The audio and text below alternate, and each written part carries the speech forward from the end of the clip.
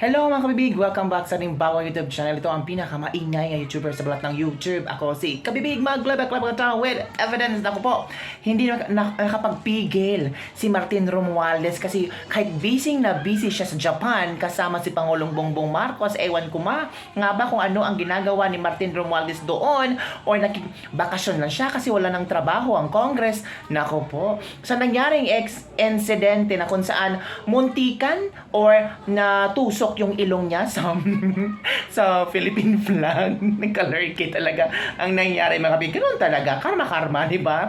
Oh, sabi ng iba, ay baka sinadya yung kabibig. Baka planado yun sa mga DDS para mapahiya si Speaker Martin Romualdez. Planado man or hindi, nako nangyari na at wala tayong magagawa doon. We have also our rights to show our concern to our VP and also para maramdaman ni Martin Romualdez na ay marami pala mga taong ayaw sa akin. Akala ko ganun talaga ang buhay. Pero ito hindi talaga na hindi na control ang emosyon ni Martin Romualdez at saka nagsalita na siya. Official statement ba to ni Martin Romualdez? Kasi every now and then may mga official statement siya. Pag may mga trending news, talagang nangunguna siyang magbigay ng official statement. Nag-trending yung natusok yung ilong niya sa Philippine flag. So, ito yung kanyang official statement. Yan. I agree with the overseas Filipino workers. Of course, mag-a-agree ka talaga. Kasi malaking populasyon ang OFW. At alam mo, maraming DDS supporters ng mga OFW. Delikado pag tatakbo kang presidente, baka mag-zero ka. Ang trust performing mo, ang baba talaga, Martin Romualdez. So it means, kailangan mong ligawan ang mga OFW.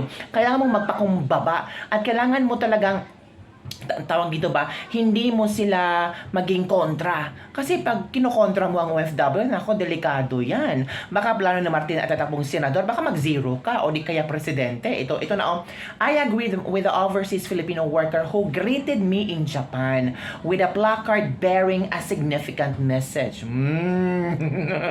Sabi mo pa, nasan dito ang camera? Dapat ba talagang may camera? Dapat ba talaga may camera para ipakita mo na suportado mo ang VP natin? Hindi ba pwedeng walang camera? Bakit you're asking about cameras? Ganun ba ang buhay mo? Puro camera? Puro kaplastikan? Nako, wake up pag may time. Ito po, we should all support and respect the Vice President. Ngayon lang?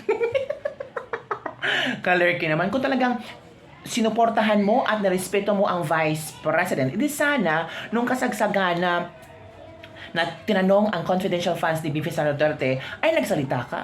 Pero wala kang sinalita, wala kang binatbat, wala kang reaksyon na nangyari ang usigan sa Congress. Wala kang sinabi. Kaya House Speaker ka, di ba? You have the right to speak up. You have all the rights kasi House Speaker ka. At pwede mong kausapin itong mga Congress ito pag-usapan natin ng maayos, ganito, ganyan. Di ba may ganon? Nga si Ka Eric at si Loren Badoy nga, pinatawag mo. Di ba?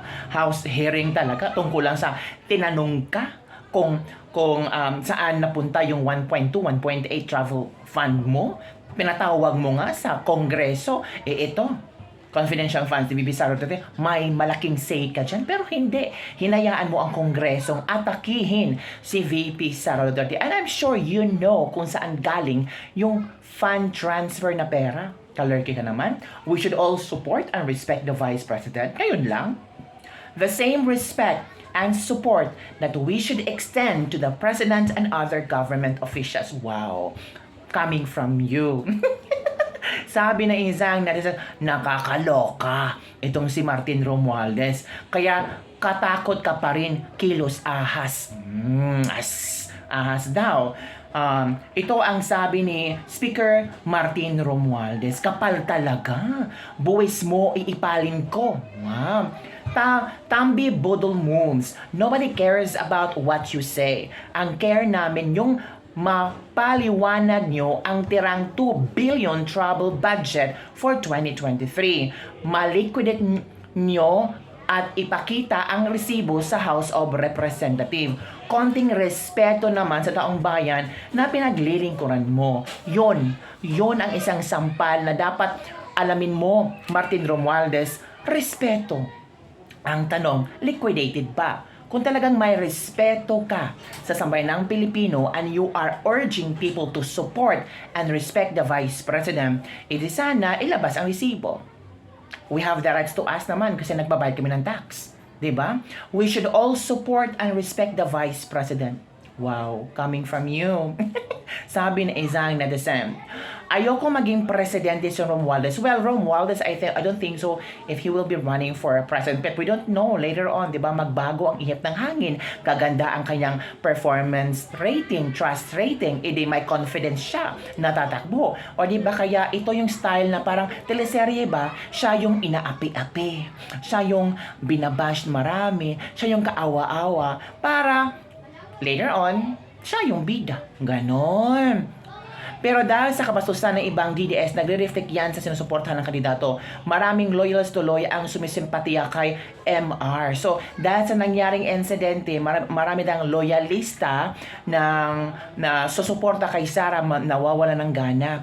Doon na daw susuporta kay Martin Romualdez. Kung ganun, wala tayong magagawa because we all have our freedom to choose kung sino susuportahan.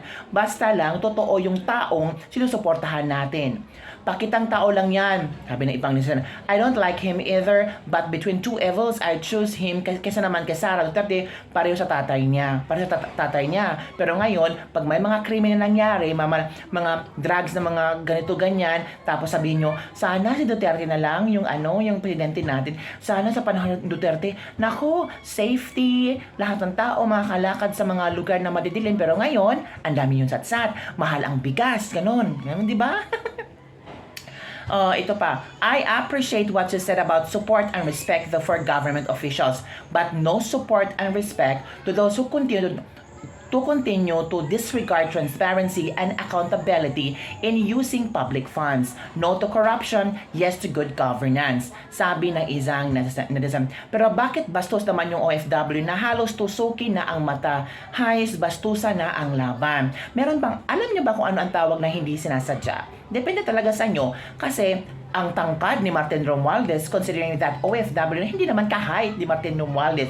And I'm sure hindi niya iyon sinasadya. Aksidente lang, pero kabibig, sabi ng iba, hindi daw aksidente yun. Planado daw yun para ipahiya si Martin Romualdez. And alam mo naman sa video kabibig, nakikita mo na sabi ng isang OFW, suportahan natin ang Vice President natin. Tapos may isa pang babae na salita, bakit mo inaapisik si Eric at Loren Badoy. They have all the rights to say that.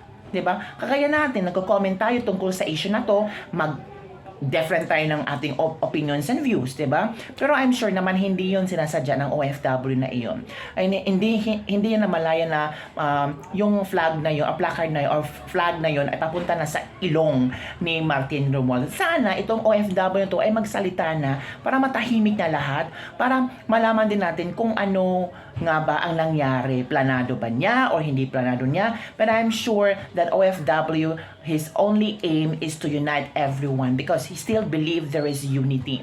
Yun lang po mga kabibigan ating Lady Silver Libek for today. Don't forget to like, subscribe, and share this video. Bye!